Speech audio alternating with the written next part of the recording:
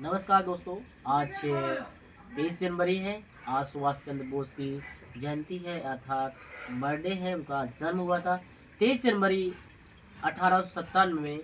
सुभाष चंद्र बोस का जन्म कटक, जहाँ जिसमें उड़ीसा को बोला जाता था, कटक में जन्म हुआ। उनके पिता का नाम जानकी प्रसाद बोस और माँ का नाम प्रभावती बोस था। इनकी बात की जाती है तो इनके जे अगर बात की किस क्रम में अगर बात की तो इनका नवे क्रम के हैं, पांचवें पुत्र के रूप में। और इनके भाई बहनों की संख्या 14 थी, तो नवे क्रम के हैं। और बेटे की बात की जाती है तो पांचवें क्रम के हैं। सुभाष चंद्र बोस एक्सीलेंट पर्सन कहा जाता है। सुभाष चंद्र बोस ने क्रांति के लिए, देश के लिए बहुत कुछ समर्पित किया है। बात करते हैं, सुभाष चंद्र बोस शुरू से ही एजुकेशन के मामले में हमेशा बहुत एक्सीलेंट पर्सन रहे हैं। इन्होंने इंटरमीडिएट में तबीयत खराब होने के बावजूद भी उस समय सेकेंड डिवीजन से पास हुए। उसके बाद बीए ऑनर्स किया, बीए ऑनर्स में फर्स्ट डिवीजन से पास हुए। बाद में आईसीएस की एग्जाम दिया, जो उस समय लंदन में होता था, सिर्फ इंग्लिश भाषा में।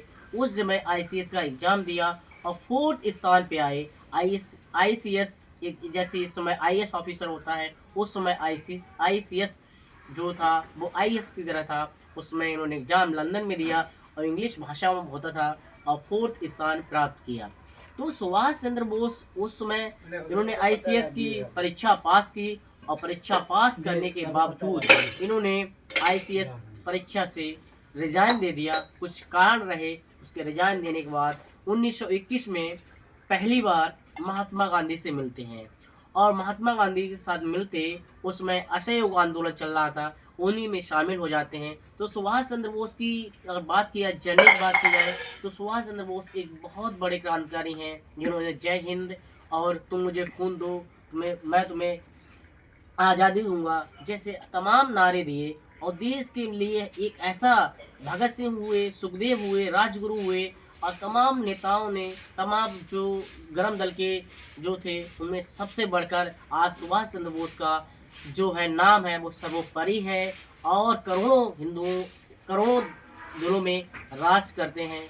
लेकिन सुभाष चंद्र बोस का एक सोचने वाली बात है कि एनसीईआरटी की इतनी बुकें आती हैं, जहाँ जवाहरलाल नेहरू और महात्मा गांधी, तमाम नेताओं के जो है हमारे लीडर्स हैं, उनके उनके नाम से चैप्टर बने हुए हैं। लेकिन हमें लोगों को एक क्लास 1 से लेके और 12 तक कहीं भी एनसीईआरटी पढ़ते हैं तो सुभाष चंद्र बोस के नाम से कोई भी चैप्टर आज तक सरकार ने नहीं बनाया है। लेकिन जो सुभाष चंद्र बोस ने देश के लिए जो किया है, ये ऐसा कोई भी व्यक्ति नहीं कर पाएगा। इसलिए उनकी मैं नमन करता हूँ और मैं जय हिंद कहता हूँ।